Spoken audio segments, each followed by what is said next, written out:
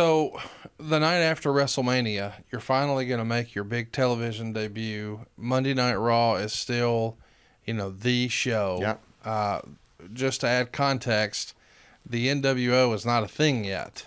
So, there is a Nitro, but the NWO is going to debut the next month. Yeah. And Brett's out of here now. He's going to take a little bit of a leave of absence. Shawn is the new champ. And this is before the night after WrestleMania became the super show that it is now. Right. And when you come out to take on Bob Holly, there's really no reaction, especially compared to the big reactions you would have in the future. Do you think fans were, you go back and you look at the Undertaker's debut and little kids were scared. Yeah, sure. They didn't know what to think. They just knew they'd never seen anything like this before.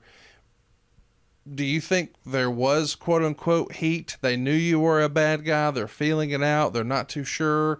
Is it Cactus Jack? Is it not? How did it feel to you come into the ring as far as your reception? To this day, I still have differences of opinion with people who think the heel's main job is to get heat. I've always believed in interest. And that's why we see, like, you're looking around your room here, you got Warrior and Hogan babyface match. So we've got a lot of great babyface matches that have main evented not only WrestleMania but all kinds of pay-per-view main events or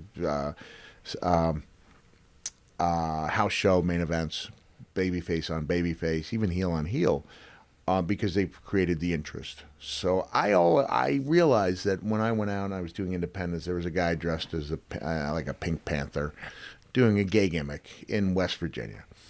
And of course that's going to get heat. Of course. And so conceivably I could have been the guy in the Pink Panther outfit doing a gay gimmick, which was, that was a heat-getting gimmick in 2022. But I didn't think it was heat. I thought, there was a certain type of heat, but I thought that interest trumps heat. Oh, for sure. So I was not as worried about I didn't perceive it as a lack of heat because I felt like people were interested. And then within an hour coming out of the crowd or the aisle to attack The Undertaker created a lot of interest right away.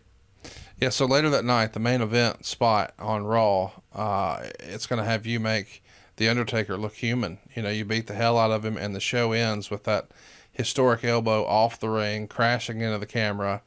Taker's in the aisleway, and it's probably one of the most well-shot scenes in the history of the company. Did you guys have that shot in mind in walkthroughs that day, or all along, or did it just happen? Well, Kevin was really on board from day one with the camera shots. Jackie Crockett had done a great job in WCW of making it look like I was coming down into people's living rooms. And that's what Vince and Kevin Dunn did. Now it's a given that guys will go around, they'll know the big shots, and they'll try to, Kevin gets knocked for a lot of swirls and the quick cuts. But I'll take the quick cuts over the a minute at a time on the hard camera any day. I love the cuts. And then they go back, and when they know something has looked great, then they go back and they show you that other angle. So they want to limit that groaner that gets in the way of the magic that we create. If someone wants to argue the cuts are too quick, that's fine. But they do go down and they get the best camera shots that are possible. And so I don't know if I said it looks great with a low camera or whether they already realized that, but they shot it tremendously. It looked great. Undertaker sold it like $1 million.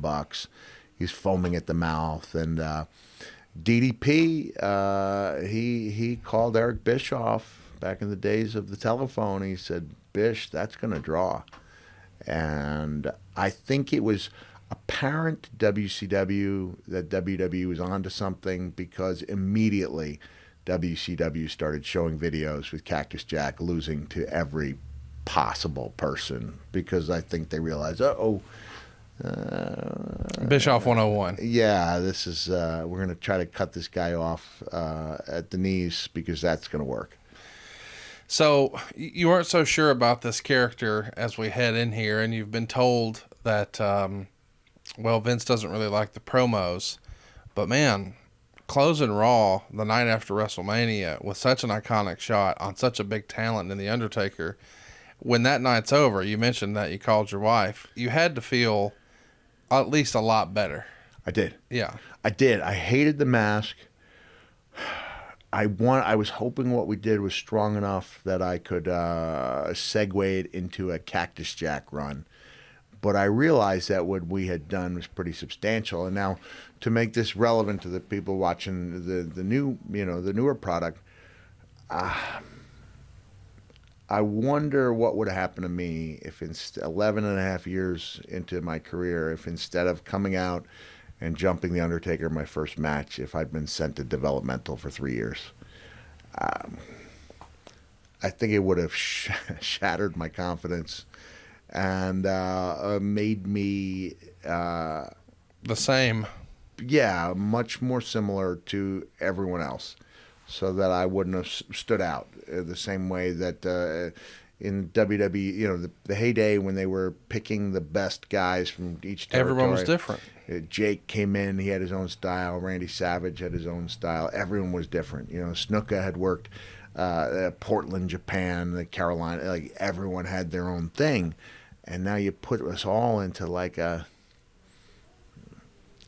beautiful assembly line, but it's a factory. Yeah, it's a factory where you're encouraged to learn their playbook, and I think you lose a little bit of the uniqueness that makes wrestling so great, and also you mess with. I just think when it's been proven that you could take AJ Styles and Premier him at Royal Rumble, the idea of putting seasoned veterans in developmental can be detrimental to their career, to the company, to the business.